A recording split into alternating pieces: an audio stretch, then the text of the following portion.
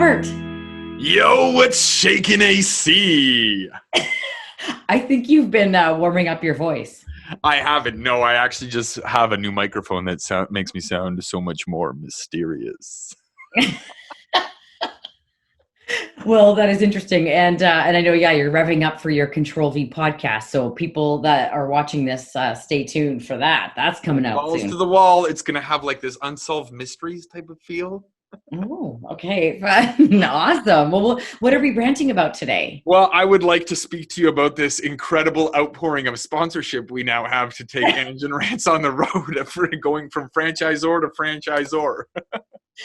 Well, the only problem is we're not going to be able to cross the border, I don't think. But for now, we can start with the Canada tour. Oh, listen, if we had to cross the border and tackle all franchisors in North America, we'd be like U2 or Aerosmith on tour for years.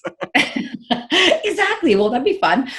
So yeah, it's been pretty funny, all kidding aside, that we've actually had people say, I know someone, or actually reach out and say, how can I get involved? So maybe there's 4 people watching, not just 3. I know. Who knew that people would want to listen to us ramble about franchising? But here we are. Exactly. So what are we gonna rant about today? Today, we are going to rant about something that I think most emerging franchisors have heard about many times, but really have no idea what in the hell it is. Okay. And that is master franchising. Okay. My So favorites. are you excited? Yeah. Well, when I say it's one, I always say that. I say everything's my favorite, don't I? But Like a dog, just wagging its tail at everything. Yeah. It's all butt. Well, what I like about this topic is that it's very mysterious, and I like to help people clarify. Wom, wom, wom. Yeah. Unsolved mysteries. Yeah, exactly. There you go. So what do you want to know? Well, first thing, what is master franchising? Okay. Master franchising is when you have a person or business that's going to develop your brand in usually another country, and they're going to do the signing of the agreement. They're taking on the risk, so you're really getting quite removed because they're going to be responsible for growing the brand. So it's kind of like another version of you. They're a franchisor. They're going out and finding franchisees, collecting franchise fees, doing all the training, all that sort of stuff, right? Mm-hmm. So how does that differ? How does a master franchisee differ from an area developer or a multi-unit franchisee? Mm-hmm. Yeah, I get asked this all the time. So we'll work kind of that in that order. So an area developer, I actually worked for our area developer for the family business back in the day. So quite familiar with this model, and there's a lot of variance in how it's done, but the area developer is responsible for finding franchisees, typically finding and supporting, but some of the support, at least like the kind of in-person or like hands-on operational support, sometimes not the marketing.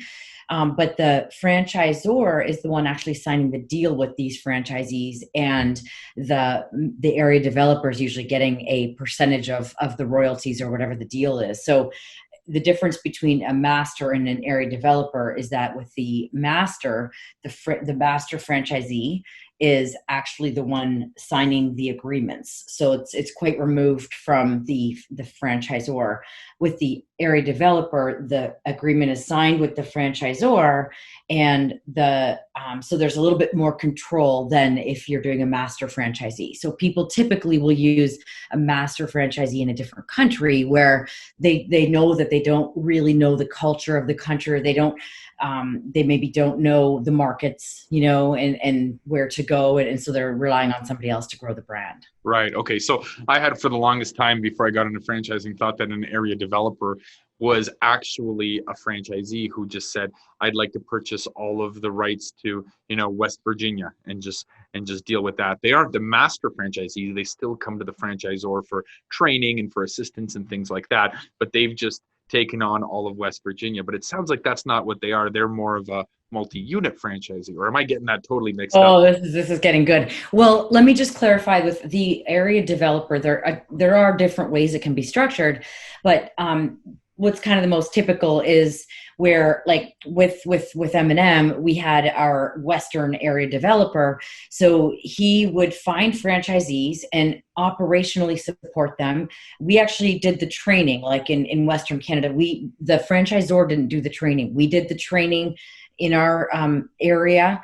The main thing that we didn't do was that, like, the marketing was all nationally done. So besides the local marketing, of course, but there was no regional marketing for Western Canada, for example. So just to clarify that, that's the area developer. So you're still signing with the franchisor. Now, a multi-unit franchisee, the difference between area developer and multi-unit franchisee is that with a multi-unit franchisee, they're not going out and getting franchisees. They're running their own units. So they own the units as franchisees, but they might have a big area. And typically they are going to bring in, a somewhat of a corporate team. Now, you can have anything from a multi-unit franchisee that has 2 units to a multi-unit franchisee that has like 30 of one brand and 70 of another brand, which is, when I first went to the multi-unit franchise conference in Vegas a few years ago, I was like, whoa, I hadn't been exposed to this level of multi-unit franchising. So those people are definitely very different than a 2-unit franchisee would be. And so those people are just continuously signing agreements, or they might purchase an area. But it's risky to give up an area. And I think you might want to ask me a question about that. I have a feeling. It sounds to me like it makes no sense to be a master franchisor or master franchisee if you're going to open 40, 50, 60 franchises yourself. Right? Like if I'm a business developer, a businessman, I'm like, okay, I want to get into, owning a franchise McDonald's. Am I going to buy 40 franchises and collect all the revenue from them? Or am I going to pay somebody to give me the rights to go out and look for 40 franchises myself and then have to manage them? That doesn't sound logical. But I have a feeling that there is a scenario where you do that and it's probably not within your own country. Well, let's just stay on that for a minute with that area developer, because with that idea of would I do multi-unit, say you wanted to go do Western Canada, let's just keep it at that. And you could either do multi-units and you open them all and you run them, versus you find the franchisees and you support the franchisees. It kind of comes down to what business do you want to be in? Do you want to be in the business of owning and running your own retail or service business, whatever it is? If you want to be the one owning and managing it and collecting that revenue, but also being the one to invest the money into opening the units, especially if it's a brick and mortar facility of some sort, like maybe a VR arcade. And if you want to be in the business of you love people and you love managing and coaching people, then you might say, I'd rather be like an area developer and be the one that finds the franchisees, coaches the franchisees. I've seen people that are like, I just love the idea of coaching small business owners. So that's more what I want to do. So there's that. And then master is even another level of that, right? So you're finding and supporting, but you're not going to get quite as much support from the head office when you're a master. Right. So then what are your thoughts on master franchising in your own country versus in another country? Is one place more optimal to master franchise?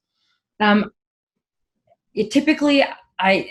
time, so all of these different options, and oh my gosh, I think we're gonna have to do a part 2 of this, like a to be continued. Like, remember when we didn't have things like Netflix and you'd be watching your favorite show and it was getting really good and then it would go to be continued at the bottom, and then that like sappy soap opera music would come on and be like, and then you'd have to actually wait a whole week till the next episode. Yeah, I remember that. Actually, every time I'd fake being sick so I'd stay home from school, it wasn't that awesome because I would be perched on the couch watching that stupid Bold and the Beautiful thing all day with my mother.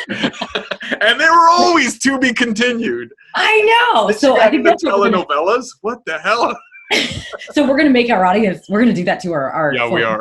Okay. Because I think we're going to have to wrap up. So let's come back to that next time. Let's come back to master franchising. Would you do that within your own country? And let's talk about the traits of a successful multi-unit franchisee, a master area developer, all those things, and how to find those people, how to find them. Cool. Let's wrap it up then. Okay. Ready? Yep. 3, 2, 1.